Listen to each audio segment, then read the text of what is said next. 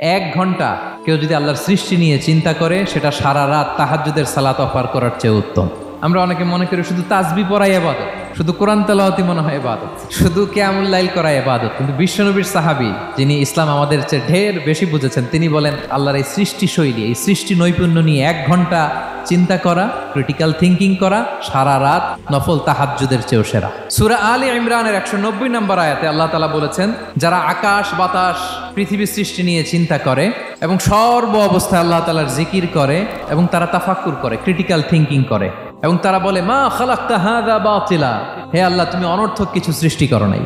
মনে রাখবেন এই পৃথিবীতে আল্লাহ তাআলা অনর্থক কোনো কিছু সৃষ্টি করে নাই, করেছে যেটাই সৃষ্টি করেছে এর মধ্যে মানব কল্যাণ আছে না নাই? আল্লাহ তাআলা আমাদের জন্য কল্যাণ রেখেছেন। এবং এই আয়াত যখন নাজিল হল, বিষ্ণু ঈসা ইসলাম বললেন ওয়াইলুন লিমান কারাআহা ওয়া লাম ইয়াতাফাক্কার ফিহা, ধ্বংস তাদের জন্য যারা এই আয়াত তেলাওয়াত করে কিন্তু এই আয়াত নিয়ে চিন্তা করে না, গবেষণা করে না।